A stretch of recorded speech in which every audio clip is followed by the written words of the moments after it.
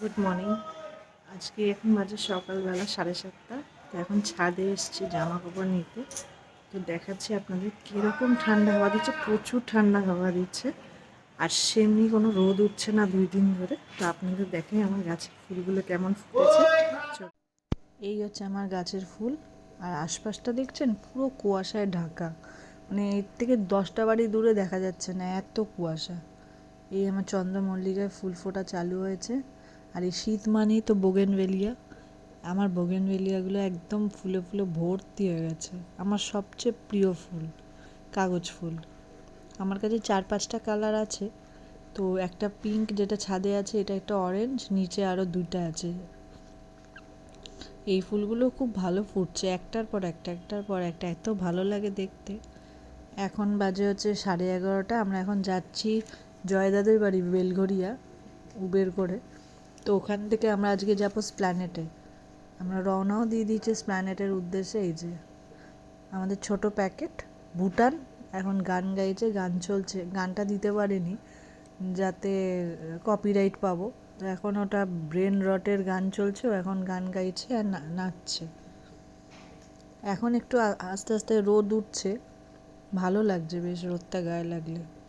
আমি 7 বছর পর আজকে স্প্ল্যানেট যাব।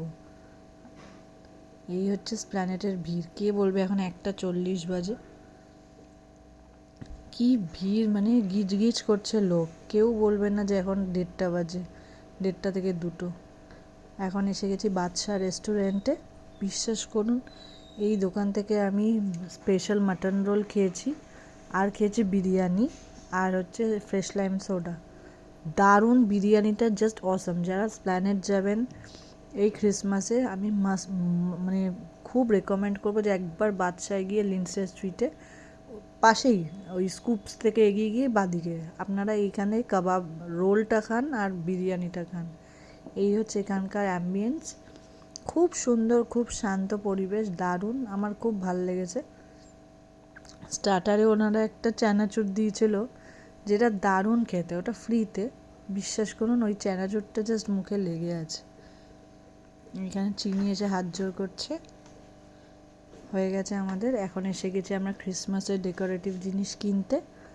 বিশ্বাস করুন, আমি ফার্স্ট ক্রিসমাসে এত বছর পর এলাম, এত সুন্দর লাগছে, মানে চোখ ফেরানো যাচ্ছে না। তো এগুলো দেখে চিনিকে বললাম, চিনি চল তোর একটা ভিডিও আর ফটো তুলে দিই কিছু। আমি তো তুলতে পারলাম না ওদের অত্যাচারে। এত সুন্দর সুন্দর ঘর সাজানোর জিনিস। তারপর তো এখানে খেলনা, বাচ্চাগুলো বায়না করছে। এই বন্দুক ঠন্দুক যত জিনিস আছে সব কিনেছে, পান্ডা থেকে আরম্ভ করে বন্দুক, গাড়ি। মানে আমাদের সাথে যে আমার পিসি শাশুড়ির ছেলে গেছিলো, জয়দা ওকে পাগল করে দিয়েছে 3 জনে মিলে। শুধু ওদের না, চিনি আবার নিনিরটাও চায়। তো এই করে সব কিনেছে 4টে করে। এই স্লাইমগুলো দেখুন কি সুন্দর হয়ে গেছে। এখন এবার যাব ভেতরে। দেখছেন নাহমসের, ভাবলাম নাহমসের কেক কিনবো। কে কিনবে? কম করে 150-200 লোক দাঁড়িয়ে আছে লাইনে। লাইন আর এগোচ্ছে না, এক পা করে এগোচ্ছে।